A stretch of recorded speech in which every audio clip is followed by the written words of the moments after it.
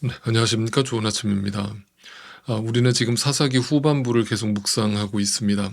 사사기 17장부터 18장, 오늘 이제 19장에 이르기까지 계속 레위인이 등장하고 있는 것을 우리가 보게 됩니다. 이처럼 이 사사기가 레위인을 계속 등장시키고 있는 그 이유가 도대체 뭘까?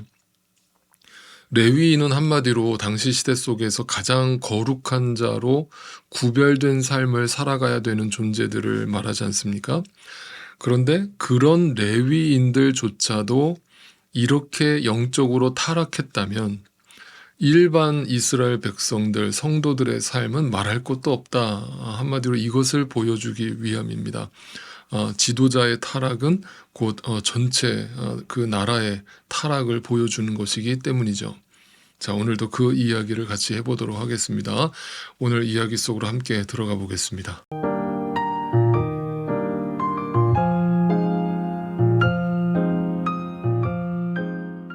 자, 사사기 19장을 함께 펴시고요. 1절부터 읽어보겠습니다. 1절. 이스라엘의 왕이 없던 때에, 자, 또다시 이 구절이 반복해서 등장을 하죠. 그러니까 이 말은 앞의 이야기보다 점점 더 어둡고 음침한 이야기를 하려고 한다. 네, 이런 의미로 해석을 하시면 되겠습니다. 한마디로 갈수록 더 심각한 이야기가 등장한다는 뜻입니다. 자, 이제 더 심각해져가는 그 이야기를 한번 살펴보죠. 1절을 다시 보시죠. 이스라엘의 왕이 없던 때에 한 레위 남자가 에브라임의 산골에 들어가서 살고 있었다. 그는 유다 땅의 베들레헴에서 한 여자를 첩으로 데려왔다. 자, 레위인이 첩을 얻었다는 내용으로 시작합니다. 자, 여러분, 당시 고대 사회에서는 일부 다처제를 지키고 있었죠. 그래서 남자가 여러 명의 첩을 두는 것이 전혀 이상한 일이 아니었습니다. 너무나 상식적인 것이고 문화였던 것이죠. 그런데 문제는 이제 이 사람이 누구냐는 것이죠. 이 사람이 바로 레위인이었다라는 사실입니다. 오늘날로 말하면 목회자가 첩을 두고 있는 모습이죠. 자, 그리고 단순히 그냥 첩을 얻는 문제로 끝나지 않고, 자, 어떤 문제가 일어나는지 계속 살펴보죠. 2절입니다. 그러나 무슨 일로 화가 난 그 여자는, 자, 지금 제가 읽어드린 이 세 번역에서는 무슨 일로 화가 난 여자, 그러니까 지금 누가 화가 났어요? 여자가 화가 났어요. 첩이 화가 났으니까 누가 잘못한 것처럼 생각이 되세요. 그 레위인 남편이 남자가 잘못한 걸로 해석이 되잖아요. 이게 세 번역의 번역이에요. 그런데 이전 번역인 개역 번역에서는, 개역 성경에서는 이렇게 이 구절이 번역돼 있어요. 그 첩이 행음하고 남편을 떠났다라고 되어 있어요. 그러니까 개역 성경을 보면 누가 잘못을 저지른 거예요? 여자가 잘못을 해서 남편을 떠난 거가 되어버리는 거예요. 자, 그럼 이게 왜 전혀 다른 뜻으로 새 번역과 개역 성경이 이렇게 번역을 해놨는가?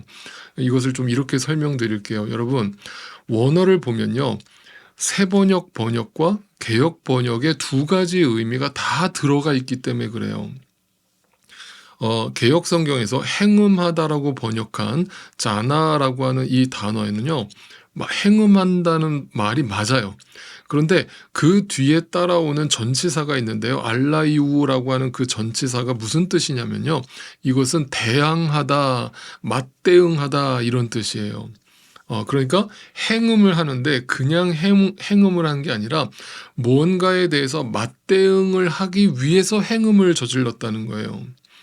그러니까 이것을 좀 더 정확하게 번역을 한다면 이 여자가 남편에 대한 어떤 불만으로서 그와 같은 행음을 저질렀다, 이렇게 보는 것이 정확한 해석인 거예요. 한마디로 이 사건은 쌍방과실을 말하고 있다는 뜻이에요. 남자가 먼저 음행을 저질렀고 그것에 대한 화가 난 여자가 복수의 의미로서 자신도 음행을 저질렀다는 얘기가 되는 겁니다.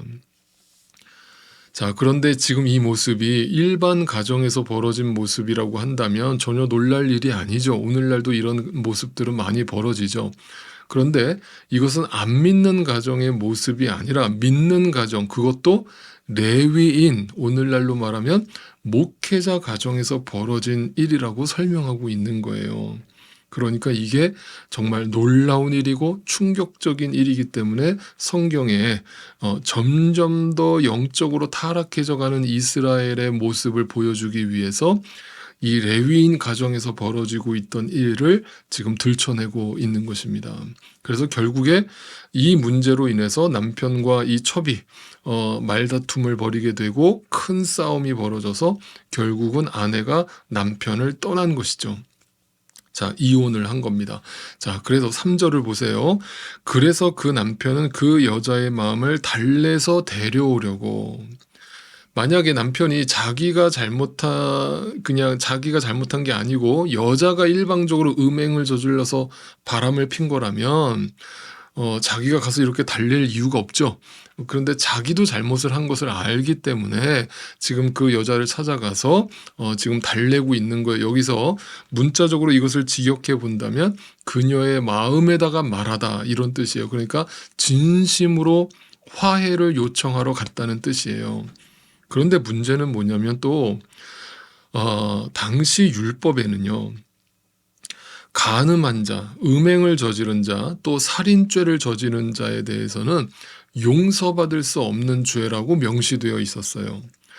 그런데 그 율법을 철저하게 지켜야 될 레위인이, 제사장이 율법을 무시하고 음행을 저지른 자신의 아내를 데리러 간 거예요. 그리고 자신도 음행을 저지른 것에 대해서 어떤 일말의 회개하는 모습도 보여주고 있지 않는 거예요. 단지 그 여자가 너무 그리워서 그 여자를 다시 데리고 오려고 찾아간 겁니다. 한마디로 이 모습은 그 당시 시대가 얼마나 영적으로 타락했는가를 엿볼 수 있는 장면인 것입니다. 자, 아무튼 그 아내 집으로 간 레위인은 그곳에서 장인을 만나서 그 장인과 이제 교제를 나누게 되는데, 그 장인은 이제 이 사위되는 사람을 설득하고 싶은 거예요. 어떻게 해서든 내 딸한테 잘해주기를 바라는 게 일반적인 장인의 마음 아닙니까? 그러니까 이 레위인의 마음을 설득하려고 계속 머물라고 이제 요구를 하죠. 자꾸 이제 레위인은 바로 가려고 하는데 가지 말라고 계속 붙잡죠. 그래서 좀 더 있다가 라면서 붙잡다가 결국은 이제 떠나게 되는데 10절입니다.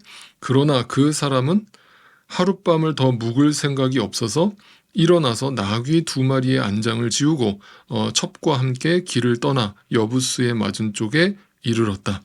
가로 열고 여부스는 곧 예루살렘이다.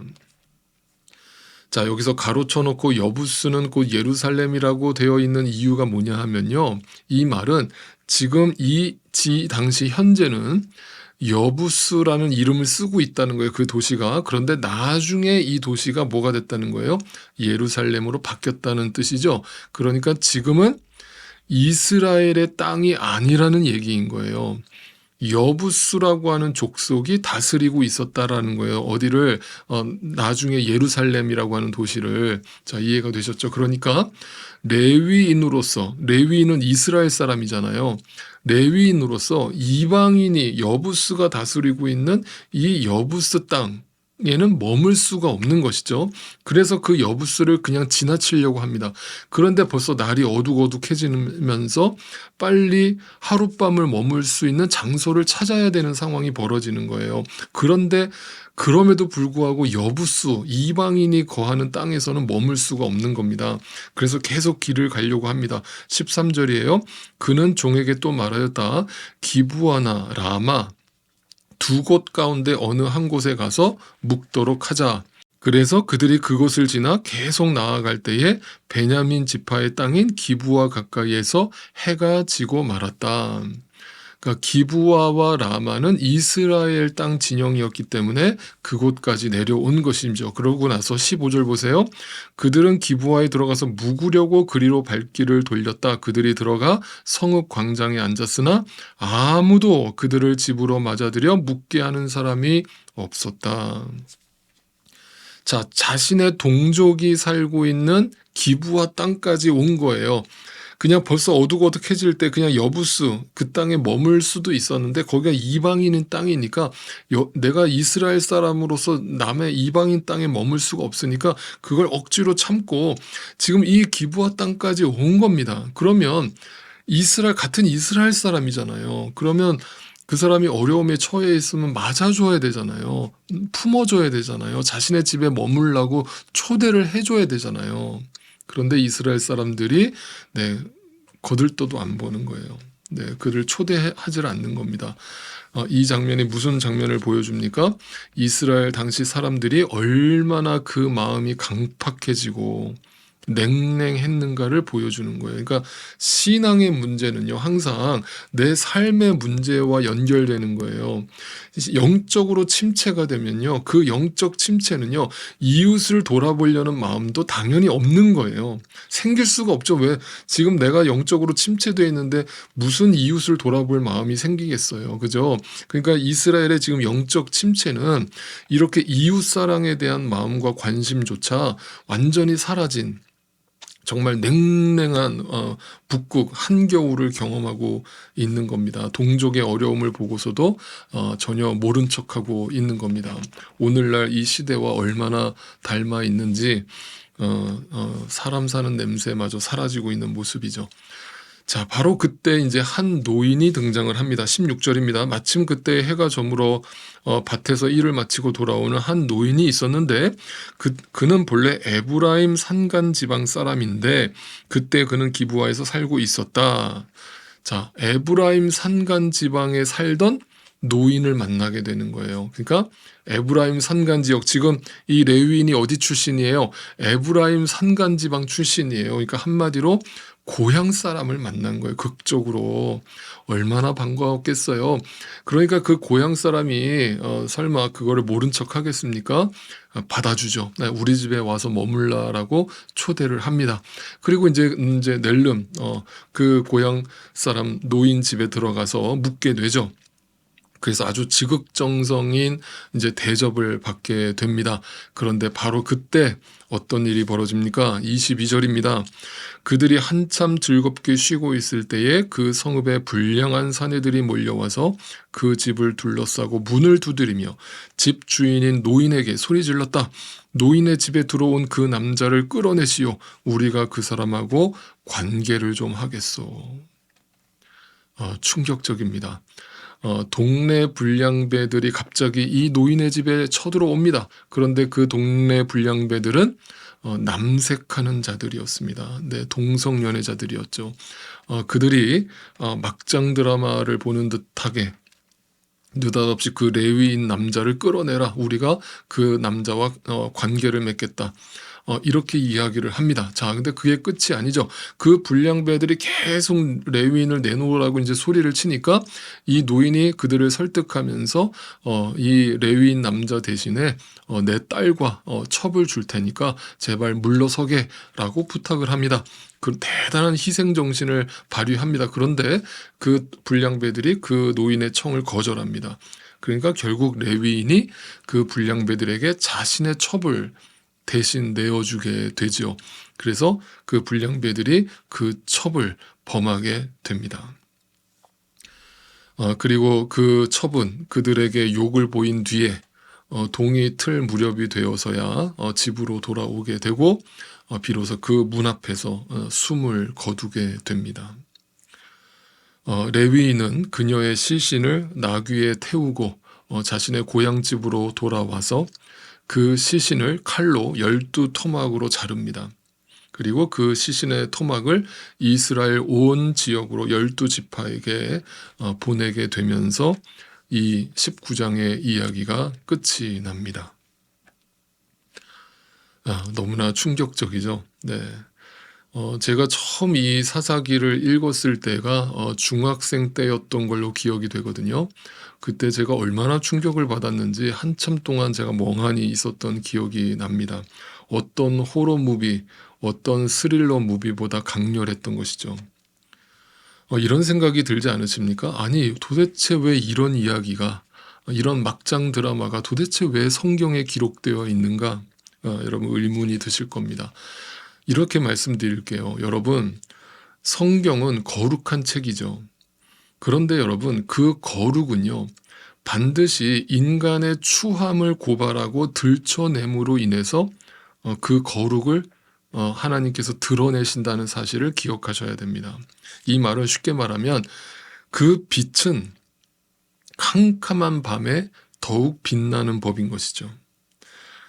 그래서 인간의 죄를 설명하려고 할 때 우리는 항상 이 사사기를 꺼내서 읽으면서 인간의 죄라는 것이 얼마나 강렬하게 타오르는 것인가를 여과 없이 보면서 다시 한번 우리의 실체를 확인해야 되는 것이고, 우리의 캄캄함을 확인할 때 비로소 그 속에서 빛을 우리는 발견할 수 있는 것입니다.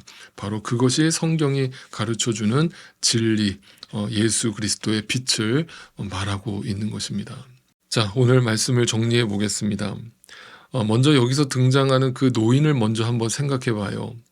레위인 남자를 내어달라고 요청하는 그 동성애자 불량배들의 그 요청에 자신의 딸과 첩을 대신 내어주겠다라고 말하는 그 노인의 모습을 한번 생각해 보세요. 이 삭막하고 냉랭한 이야기 속에서 이 노인의 그 희생하려는 그 마음을 통해서 우리는 잠시나마 어떤 작은 희망을 보게 되었죠. 그 희망을 성경은 하나님의 마음이라고 설명하고 있는 겁니다. 사랑하는 자신의 독생자를 인간을 위해서 내어주시는 그 아버지 하나님의 마음인 것이죠. 캄캄한 밤에 빛을 드러내고 계시는 장면인 것입니다. 자, 또 레위인을 생각해 볼까요? 그 레위인이 마지막에 첩의 시신을 12토막을 내서 이스라엘 진영에 보내고 있는 그 이유가 도대체 무엇일까요? 이런 뜻입니다. 이 일련의 사건에 대해서 우리 이스라엘 백성들, 우리 다 같이 한번 생각해 보자는 메시지를 담고 있는 겁니다. 과연 지금 우리가 살아가고 있는 이 땅의 현실이 무엇인지 우리가 똑바로 쳐다보고 우리 같이 함께 생각해 보자는 뜻이 담겨 있는 겁니다. 여러분, 이 세상을 살아가면서 가장 무서운 게 뭔 줄 아십니까? 이러한 끔찍한 범죄나 어떤 인간의 추악한 악행이 벌어지는 게 두려운 게 아니에요. 이런 범죄는 인류의 역사 속에서 단 한 번도 멈춘 적이 없고 계속 반복되어 왔고 더 진화되어져 왔죠.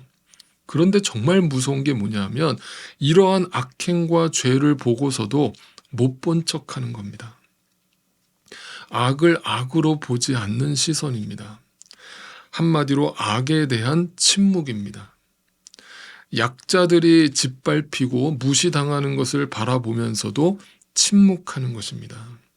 그렇다면 그 침묵은 그 악에 대한 암묵적 동의이며 동참인 것이기 때문인 것이죠. 그게 더 무서운 것이고 두려운 것이죠.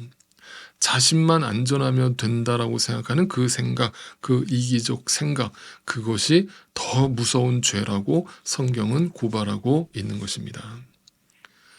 자, 이 본문을 읽으면서 이런 질문이 계속 떠올랐습니다. 도대체 어디서부터 잘못된 것일까? 그 레위인이 음행을 저지르지 않았다면 이런 비극이 일어나지 않았을까? 레위인의 첩이 그 복수의 마음으로 남편과 똑같은 방식으로 음행을 저지르지 않았다면 이런 일이 벌어지지 않았을까? 해가 저물어 갈 때 기브아 사람들이, 같은 동족의 사람들이 레위인과 그 일행들을 따뜻하게 받아주었다면 이런 일이 벌어지지 않았을까?